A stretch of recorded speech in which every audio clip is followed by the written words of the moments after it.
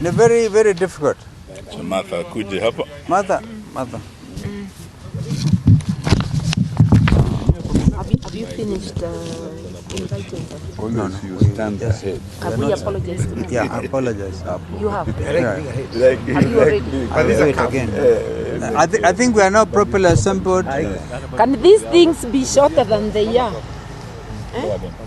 Well, They cannot be taller than us. That's okay. That's better. well done. Now, ladies and gentlemen, I hope you're all the same mind. You know everybody on this side. And once again, our apologies for keeping you. We had to accompany Jacom to go and say pole to the family, to Mama Eileen and the family. We found they are quite a big team. Today we are going to have our sister mother read a joint statement regarding the tragedy that is facing this country. So, our sister mother. This is our statement on the tragic helicopter accident that claimed the life of General Francis Omondi Ogola, Chief of the Kenya Defence Forces, and 9 officers. Azimio la Umoja One Kenya Coalition joins all Kenyans and indeed the world in grieving the tragic loss of the Chief of Kenya Defence Forces, General Francis Omondi Ogola. The General passed on yesterday as a result of a tragic helicopter crash at Kaben-Chepturel boundary between Elgeyo Marakwet and West Pokot counties.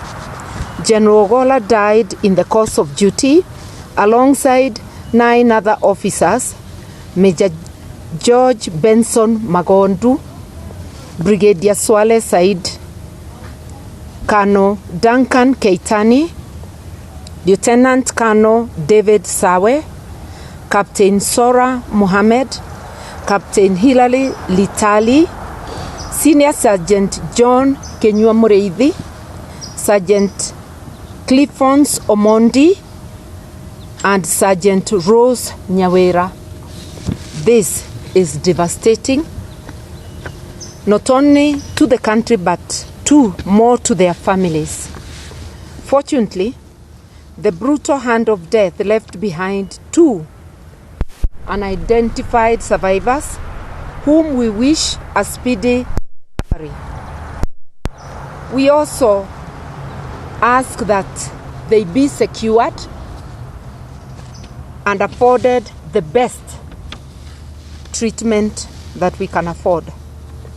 We will always remember General Ogola as a devout patriot and dedicated soldier to the Republic of Kenya from the day he graduated.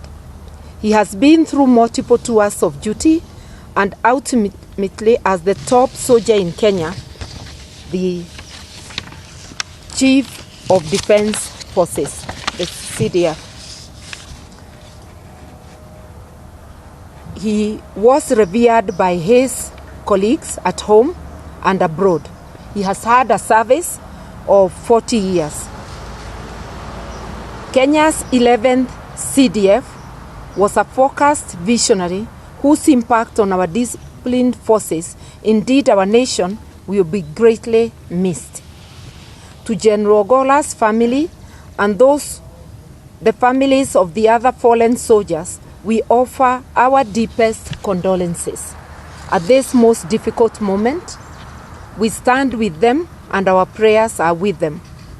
As Azimio, we are deeply concerned that the Kenya Defence Forces have had several other accidents in the last 12 months, including yesterday's tragic crash.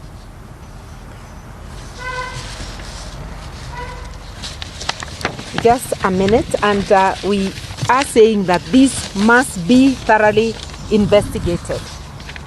We are aware that it is the Kenya Defence Forces that secures the flights of their commander-in-chief, as well as of their top officer, who is the CDF, the Chief of Defense Forces.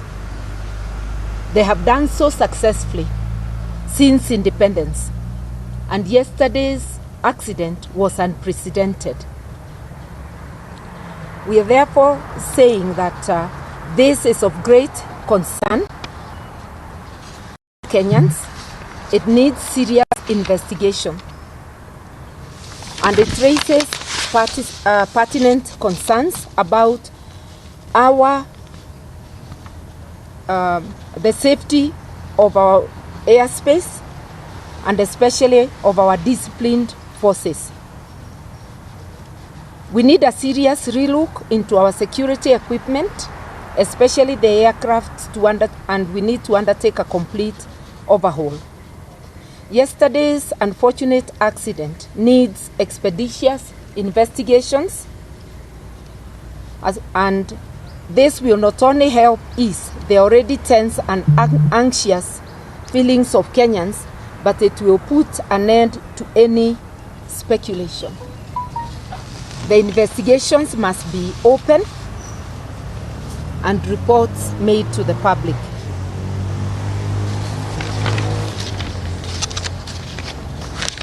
We also wish to ask the Ruto administration to consider the welfare of our disciplined forces and their families. And we suggest that in commemoration of General Ogola and the brave soldiers who died yesterday, and the countless unsung heroes, the Disciplined Forces Welfare Fund should be established as soon as possible to address the well-being of our disciplined forces. The questions Kenyans are asking, in conclusion, is whether it is routine for the Chief of Defense Forces to go and inspect construction of classrooms. Was this a plan had within the military, or was it a directive? There are many questions which beg answers. Even the visual images of that accident, I don't want to say anything more that may prejudice investigations. They leave us with anxiety, and answers are needed as soon as possible. Once again, our deepest condolences to the families of General Ogola and the 8 gallant officers who perished with him, and our prayers for quick recovery for the 2 survivors. Yeah. Thank you. Thank you. This was not the one. You kept mixing it.